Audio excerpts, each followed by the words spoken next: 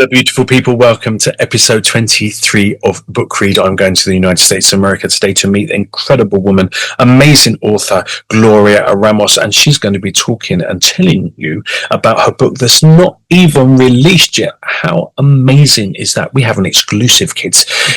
You're going to meet her in a couple of seconds. In fact, why even wait that long? Let's go and meet Gloria now.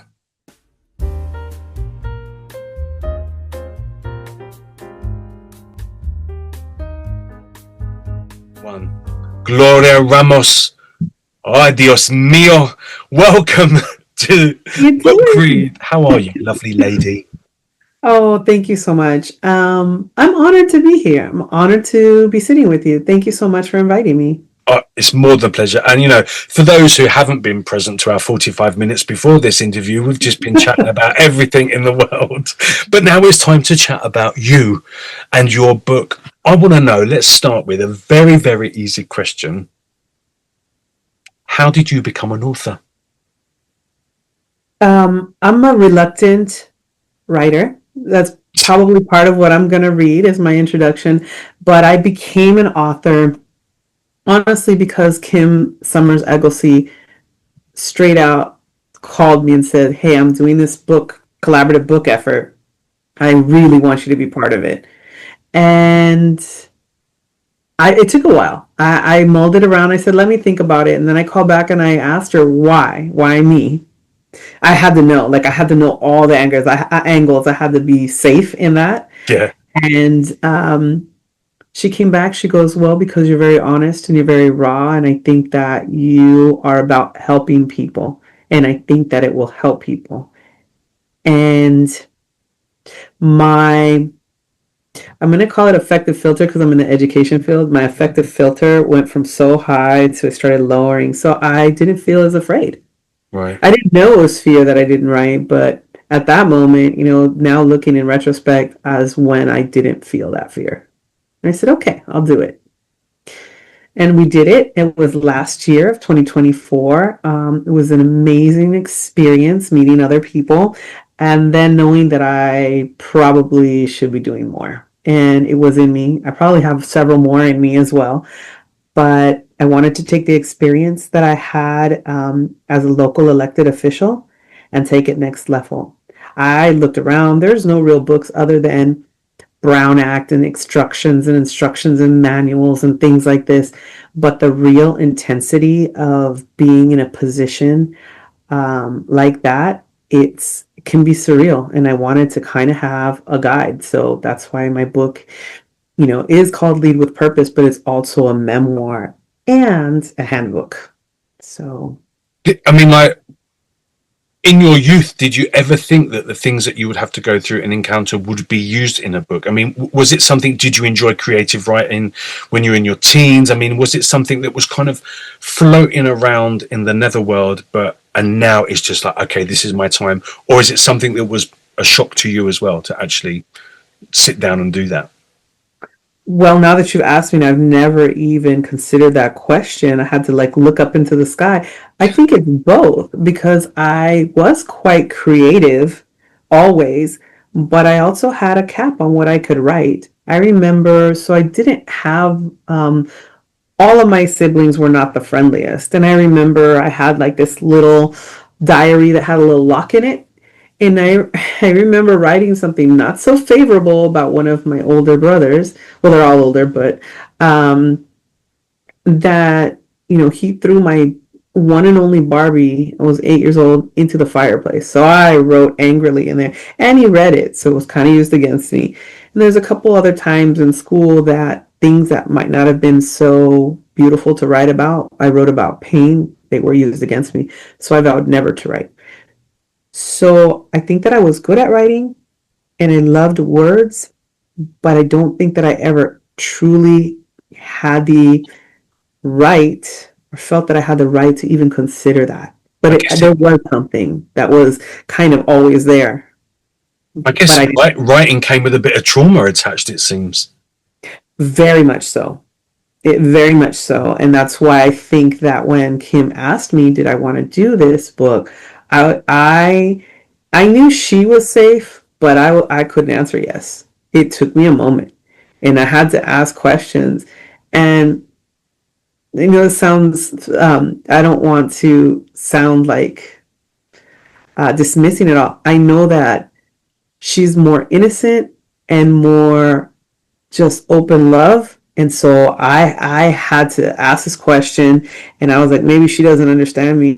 And she took those hard questions like nothing and made me feel safe enough to write about it. And then when I considered, when they formed their, her and Shaheen formed the Joy Publishing Company, I was like, I really want to do this. I really want to do this. But I didn't want anybody to know that I really wanted to do this. So I talked to my husband, and, they were just doing the outright, marketing for their company. I asked him, and then I just sent a little tiny text message to Kim, and she was like, yes, do it. Such encouraging women, very much what you're doing, encouraging the artist within. And I'm telling you, I was so introverted when it came to any of that, I did not expect this to come, but I knew I had it. I think in around 2012, the time that I lost my mom and some of the trials and tribulations that I was going through, I thought, I'm going to write a book about this, which was not this book. But I think at that time I was thinking I would position myself at one day, and it became one day. Wow. And I have really had angels come and help me through this process, through Kim, through Shaheen, through Laurel, through yourself. Thank you. I have a coach. I mean, doing something this selfless to allow people to speak and talk, on your platform, I think is angels. God sends his angels through people. Wow. And thank you for being one of them. Wow. When you, the collaborative piece, was that the same vein as the book that you're releasing at the moment, or was it something completely different? Did it trigger more, or did it trigger less? I mean, like, was it a gentle introduction? Were the gods kind to you with your introduction, or was it like, well, okay, we are going for the jugular now, and then from now onwards everything is going to be flowing? Well, I think it was absolutely something gentle. The first one, I thought I was doing something for someone, like, oh, Kim needs me and I need to do this. Right. Maybe my message can help other people. Right. And in the same thing, I'm like, okay, this next one is both memoir, guidebook, because there's a lot of research in there as well. I didn't just write out of emotion or experiences. I actually read these books. I was a former librarian for 7.5 years, and I'm telling you, I read so much to kind of center myself. Right. It's a combination. So this next one that we're talking about today, Lead with Purpose, was not only for those budding leaders, but those leaders that are already there. And for me, it's closing a lot of chapters. Okay. So I'm going to ask you more about that book in a minute, but do you have the bug? Are there going to be future books? There has to be. Hell yeah, of course. There has to be. The whole experience, have you found it therapeutic? Obviously you would have had to, like, doing stuff that's memoir based, you're going to have to face a lot of your shadow stuff, a lot of stuff that was potentially traumatic, and how you overcome that. Was it something you're like, no, do you know what? I just need a break, man. That was like hard going. Or is it something that was, I need you to address this, and this has actually helped me in my journey as well? Well, that is just a very deep introspective question. I really appreciate that. It was very difficult. There was times that I would have to stop a chapter. I would read it to my husband, and I would be in tears when I was finished with that. There was a lot of stuff. This is not just about my experiences being in local government, but it's about my experiences as a woman. It's about experiences growing up, about certain abuses, and it's also about how I chose not to be a victim and how I chose not to be a bully. And that's not easy. No, I became a protector, which in and of itself has its own downsides sometimes, not only for me, but for others, because I was very protective. That means that I'm very aggressive. So even in writing the book, I had to make sure that I wasn't aggressive, Right. that it was in a gentle way, that because most people that are doing something, most, not all, really believe that they're doing the right thing, right? So this book had to be gently delivered to reach people.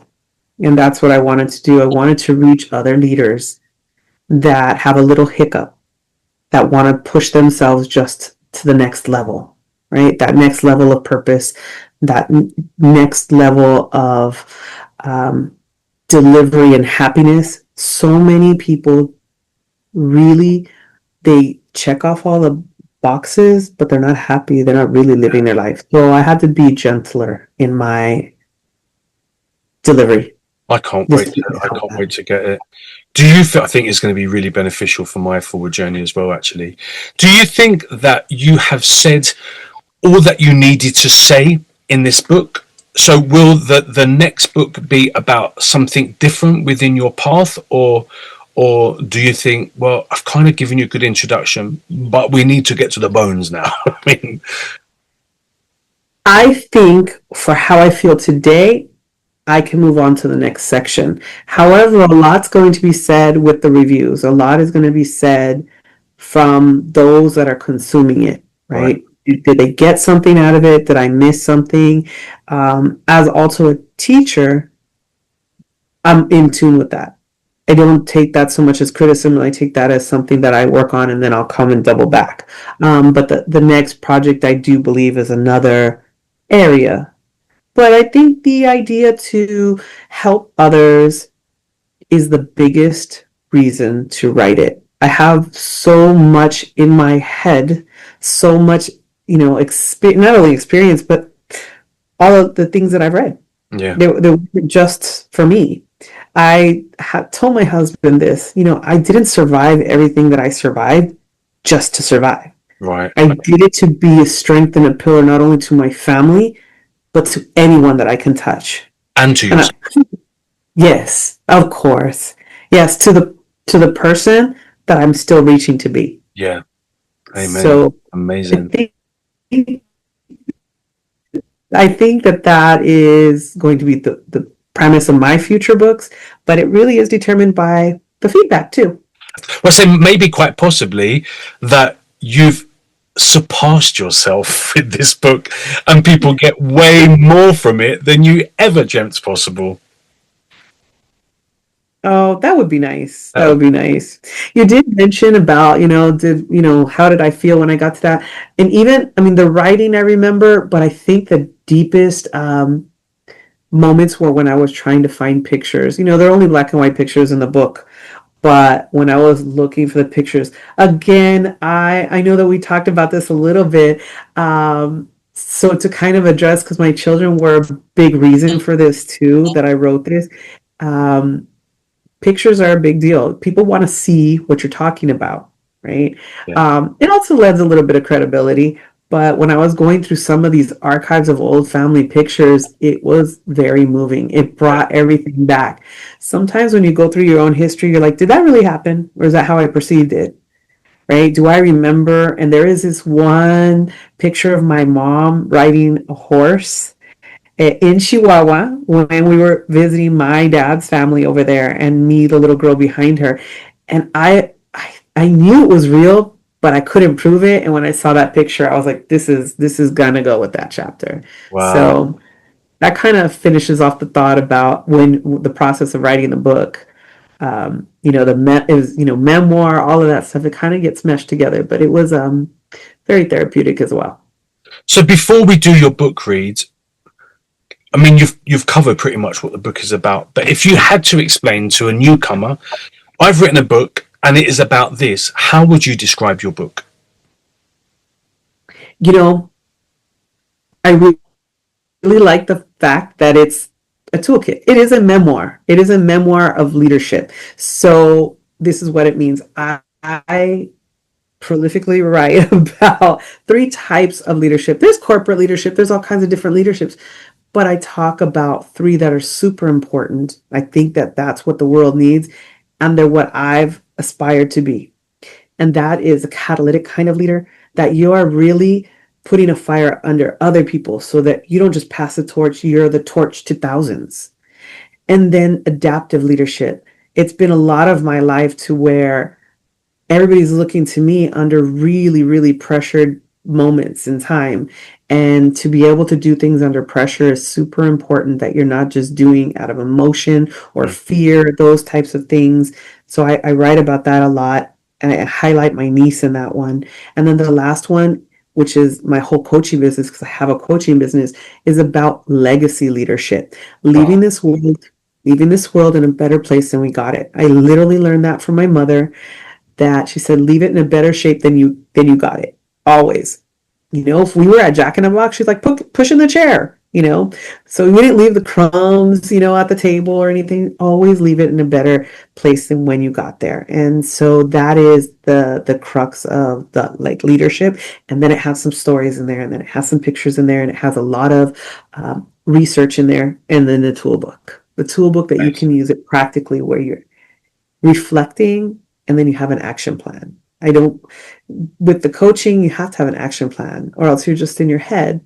And it's very creative, but we need to have the masculine part of us that gets things done. And that's what this book does. It does a little bit of all of that. So if your head's like mine, that can get messy with 30,000 other thoughts coming in at the same time. So having something that is like literally, as you said, a toolkit to continue forward, that's amazing. My son is on the spectrum, and he also has ADHD.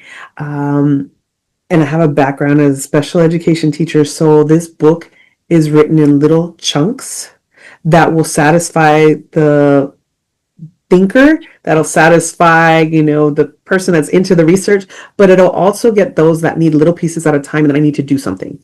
I need to get up and move. I can't sit there for that long and go through it and then come back to it. It kind of stops those natural spots. So I'm most proud of that. You've already sold it to me. I cannot wait to get a copy of this book, quite frankly. I'm going to ask you, would you like to read us something? I'm going to read the introduction. I know you kind of got a little bit about it, but I'm going to read some of that introduction. It's not a completely short one, but we'll get to it. How does that sound? Okay, Jaden, I'm going to read the introductions to my book, Lead with Purpose. Introduction. I've never planned to lead. I plan to survive. To make it through childhood with my voice intact. To raise my children with love, even when I wasn't sure how to love myself. To protect my peace in systems that weren't built for women like me, let alone women with my story. And yet here I am, a policymaker, a mother, a mentor, a business owner, a woman who walked through the fire and didn't just survive, but returned with a blueprint. This book is for the person inside of you who's been leading longer than you've admitted, the one who keeps showing up, not for applause, but because you can't turn away. The one who's tired of choosing between service and self. The one who senses that the world won't truly change until we learn how to lead from a deeper place. One rooted in wholeness, not performance. You don't need more hustle. You don't need more healing. You need more truth. You need alignment. You need the kind of leadership that begins and expands outward, not as control, but as influence, and not perfection, but as a presence. This is not a book about leadership strategies. It's a book about becoming. It's about remembering your sacred role in the world. It's about choosing to stop performing and start embodying. It's about the truth your body, it's about the truth that your story and the parts you've wanted to hide is. It's the foundation of your authority. You are the legacy. You are the answer someone else is praying for, and everything you've endured can become a gift if you learn how to lead from it. That's it. I hope that you really enjoyed the intro of my book, Lead with Purpose, and I hope you open your day November 15th with going to Amazon and purchasing that book. So again, it's called Lead with Purpose, a memoir and handbook for leaders ready to serve, heal, and transform. Thank you. Amazing and really moving. I really thank you for writing that book, and I really believe it's going to be an incredible help to so many people. So thank you so much. Thank you for having me here today, More than Jaden. a It's been pleasure. wonderful. It's been absolutely wonderful. Thank you for allowing my voice to be heard today. And I hope that everybody purchases Lead with Purpose. And I think this is the most exciting part. It's a memoir and a handbook for leaders ready to serve, heal, and transform. Amazing. And even with technology across all these miles and mountains, we still manage to give that message. People at home, you've met her, you obviously completely adore her, and you obviously need that book on your bookshelf. Not just on your bookshelf, you need that on your bedside table, because you need to be reading that every single night of the week. However, please go out and buy it. When is it available, and where can people get it from? November 15th. It's going to be on Amazon first, but the launch date is November 15th. And that would be amazing if that day people could remember, put an alarm on their phone, because you can help me become a bestseller. Again, I was part of something else. I want this book to be a #1 bestseller, because I think if you get the word out, you can help more people. Amen to that. Absolutely, you can. Absolutely. Gloria, thank you so much for being a guest on my show. I know we're going to be in touch. I know we're going to stay in contact. And I know you're going to be coming back to me, not maybe it might be a year or so, but to do another book read for your next book. Oh, awesome. That would be great. Thank you, That would be Jaden. wonderful. Gloria, thank you so much. I'll see you soon. All right. Take care, Bye. lovely. Bye-bye. How amazing is that woman? How amazing is that book? I know that I, for one, definitely want to read it, and I hope you do too. Remember, it's not out until the 15th of November. So please make sure you set a reminder, put it in your phones, put it on your diary, wherever you need to, that comes out. So at the moment, on the writing of this video, there will not be an Amazon link for this book. However, on the 15th of November, I will update it as soon as the link is available. So you can come back and visit and make sure that you can copy and paste that link so you can go and purchase that book. Thank you, Gloria, for being an amazing guest author. Thank you, beautiful people, for allowing us into your home today. I hope you enjoyed the show. Please comment, please share, please like, please subscribe. The more subscribers we get, the more people get first viewings of all the shows on JCTV. That is amazing. Thank you so much. Stay beautiful. I will see you on the next episode of whatever is going to come next on JCTV. You take care. Lots of love. Take care. Bye-bye.